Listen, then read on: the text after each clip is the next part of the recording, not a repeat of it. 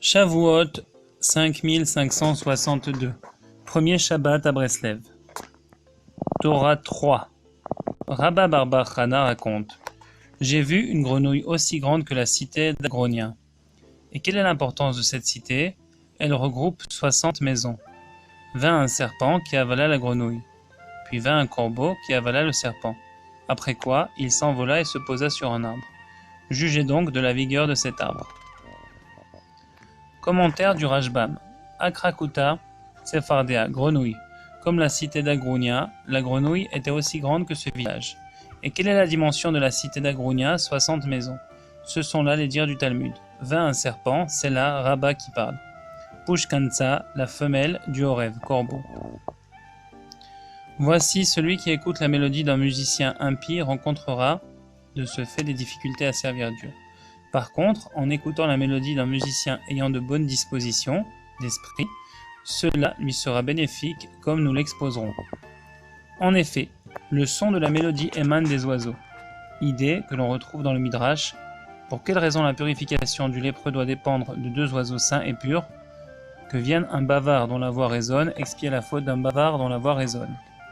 Car le lépreux a été ainsi frappé à cause de sa voix pour avoir proféré de la médisance. Aussi, un homme ayant de bonnes dispositions d'esprit verra sa mélodie émaner des deux oiseaux sains et purs. Or, le Zohar, Vaïkra 53b, enseigne que deux oiseaux puisent de l'endroit même d'où les prophètes puisent leur vision, ce qui explique pourquoi l'écoute d'une mélodie venant d'un musicien ayant de bonnes dispositions d'esprit est bénéfique. C'est la raison pour laquelle le chantre est désigné Chazan, suggérant l'idée de vision prophétique Chazon, puisque sa mélodie est puisée du même endroit d'où les prophètes s'abreuvent. Mais lorsque le musicien est impie, il puise sa mélodie des autres oiseaux, issus de l'impureté. Or le Zohar enseigne à leur sujet que les oiseaux impurs s'abreuvent des mamelles de leur royauté, et que lorsque la nuit se partage en deux, on entend alors proclamer « Comme des oiseaux pris au piège, ainsi les hommes se font-ils prendre au piège ». Et le remède permettant d'écouter la mélodie de tout individu sera d'étudier la Torah orale durant la nuit. En d'autres termes, la Gemara qui possède une similitude avec la nuit. En effet, comme le relate le Midrash, lorsque Moshe se trouvait sur la montagne, 40 jours et 40 nuits, il ne savait distinguer le jour de la nuit, que par le fait de son étude. L'étude de la Torah écrite lui indiquait le jour, et l'étude de la Torah orale lui indiquait la nuit.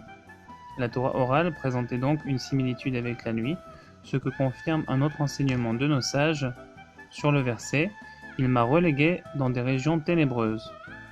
Cela fait allusion au Talmud de Babylone, c'est-à-dire que les régions ténébreuses identifient le Talmud de Babylone, regroupant l'essentiel de la Torah orale. Or, un autre verset indique « Et les ténèbres, il les appela nuit », indiquant donc de fil en aiguille que la Torah orale présente une similitude avec la nuit.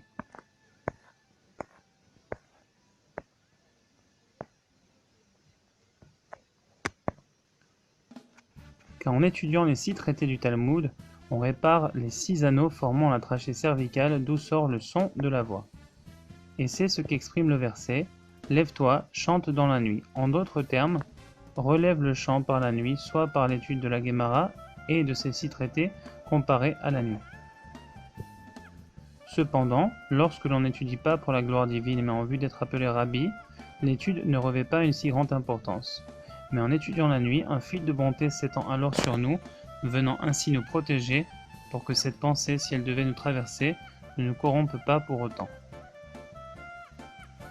Il est rapporté en outre dans les écrits du Saint Hari que les oiseaux impurs relèvent de l'intellect de la royauté du mal, alors que les deux oiseaux saints et purs constituent l'édifice du royaume de sainteté. C'est donc la raison pour laquelle David fut encensé devant Shaoul comme un habile musicien, car la mélodie constituant l'édifice de la royauté, on souhaitait ainsi insinuer auprès de Shaoul que David était à même de devenir roi.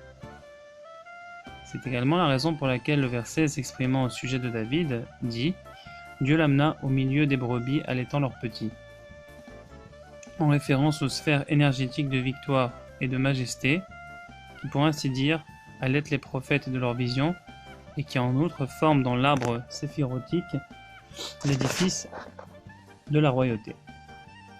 Et c'est là ce que disait Rabba Barba Chana. J'ai vu Akrakuta, ce que Rashbam s'identifie à grenouille tsefardéa, qui phonétiquement peut se lire un oiseau de conscience, Tzipor Dea, qui était aussi grande que la cité Akra d'Agronia, phonétiquement similaire à Kra Begaron, clamé de sa gorge, car la mélodie émane de cet oiseau. Et quelle est l'importance de cette cité? Elle regroupe 60 maisons. En d'autres termes, de quelle manière rectifie-t-on le concept de clamer de sa gorge? Grâce aux 60 maisons, que sont les 60 traités. Aussi Rashbam commente, ce sont là les dires du Talmud, signifiant qu'il faut alors étudier le Talmud.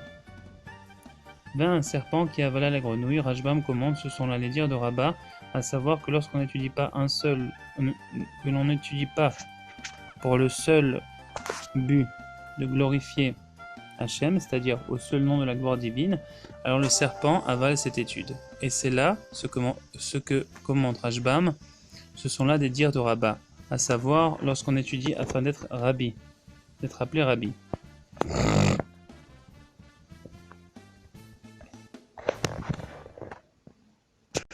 Vint un pushkanta que Rambam identifie au corbeau au rêve, c'est-à-dire qu'il convient d'étudier la nuit arvit, comme au rêve, qui avala le serpent, indiquant qu'il sera de la sorte protégé de la pensée provenant du serpent. Après quoi, il s'envola et se posa sur un arbre que le Maharsha identifie à Avraham, au sujet duquel il est dit « Abraham planta un verger » pour sustenter de ses fruits les voyageurs, ce qui suggère donc l'idée de bonté, référence au fil de bonté que l'on étend sur celui qui étudie la nuit, le protégeant ainsi de sa pensée, de la pensée venant du serpent. Jugez donc de la vigueur de l'arbre. Rabbah s'étonne ainsi de la bienveillance divine à notre égard venant nous protéger même sur ce point. Nous pouvons dès lors comprendre la juxtaposition de la Mishnah « Fais-toi un maître, acquiers-toi un ami et juge chaque individu avec indulgence ». Car en écoutant la mélodie, comme nous l'avons décrit, nous rétablissons notre part dans l'édification de la royauté. Et c'est là ce qu'indiquent les mots « Fais-toi un maître » qu'il faudra également lire « Fais-toi maître », signifiant « Rectifie ta part de royauté que tu réaliseras par acquiers-toi kne, un ami chaver ». Kne indiquant la trachée, artère, kane, d'où s'extrait le son de la voix, et qui par le chant unir chaber l'un à l'autre les deux chérubins surmontant le couvercle de l'arche de l'alliance, et qui alliés, ailés comme les deux oiseaux saints et purs duquel découle la mélodie, sont également l'espace duquel la parole prophétique se révélait. Ils dès lors tournent leur visage l'un vers l'autre pour s'enlacer comme l'épanchement d'un homme auprès de sa compagne, illustrant ainsi l'affection divine à l'égard d'Israël au temps où celui-ci accomplit sa volonté. Dès lors, ayant ainsi rectifié notre part de royauté, nous serons en mesure d'exercer notre autorité dans tous les domaines de la vie, nous tenant un corps pouvant aller jusqu'à entraîner la mort de l'un ou accroître la vie de l'autre, détruisant définitivement le monde. C'est pourquoi le texte s'empresse de conclure et juge chaque individu avec indulgence, et il convient en effet de juger chaque individu avec clémence, car Dieu ne souhaite pas la destruction du monde, car il n'a pas créé le monde pour le chaos, mais bien pour qu'il soit peuplé. Nous pouvons dès lors comprendre également pourquoi les gens ont de nos jours l'habitude de dire que les chantres sont stupides et dépourvus d'esprit. Cela tient au fait que la royauté sacrée est à présent en exil, et puisque la mélodie émane du lieu où les prophètes puisent leur vision, qui n'est autre que l'intellect et l'esprit animant la royauté sacrée, et puisqu'également la royauté se trouve à présent en exil, aussi la qualité de la mélodie s'en trouve indéniablement altérée. C'est ce qui explique pourquoi les chantres sont privés de finesse d'esprit, parce que n'ayant pas à présent la force de capter l'inspiration musicale à sa source sacrée, qui n'est autre que l'intellect de la royauté sacrée. Mais dans les temps futurs, lorsque la royauté sacrée grandira et que l'Éternel sera roi sur toute la terre, la mélodie s'affinera et atteindra son apogée grâce à l'intellect et l'esprit animant la royauté sacrée desquels elle découle. Et c'est ce qu'indique le verset, car Dieu est roi sur toute la terre, chantez à bon escient. En effet, lorsque Dieu régnera sur toute la terre et que la royauté sacrée s'agrandira, alors s'accomplira le verset, chantez à bon escient, ce qui signifie que les chantres chanteront alors à bon escient et finesse d'esprit, parce qu'ils capteront l'inspiration musicale à sa source sacrée qui n'est autre que l'intellect et l'esprit animant la royauté sacrée. Adinda. Et tel est le sens du verset, car ta bonté s'élève au-dessus des cieux. Les cieux évoquent la voix, car c'est des cieux que tu fais entendre ta voix. Et puisque c'est par la bonté, plus précisément le fil de bonté étendu au-dessus de celui qui étudie la Torah la nuit, que l'on rectifie la voix de la mélodie, il convient donc de dire car ta bonté s'élève par-dessus des cieux. Les deux oiseaux de sainteté desquels émane la prophétie représentent l'édifice de la royauté sacrée. Et c'est la raison pour laquelle la nomination d'un roi s'effectuait par l'intermédiaire d'un prophète, comme d'ailleurs la dynastie de David, car la prophétie émane de deux chérubins auxquels correspondent les deux oiseaux saints et purs qui édifient la royauté sacrée. Dieu l'amena du milieu des brebis allaitant leurs petits, référence aux sphères qui allaitent la vision des prophètes.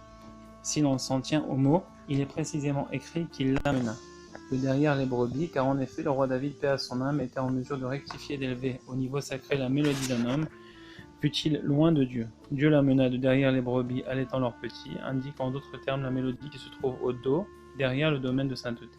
En effet, les brebis allaitent leurs petits font référence à la mélodie sacrée s'allaitant du même lieu où les prophètes puisent leur vision. Quant à la mélodie qui ne participe pas au sacré, elle correspond à ce qui est derrière les brebis.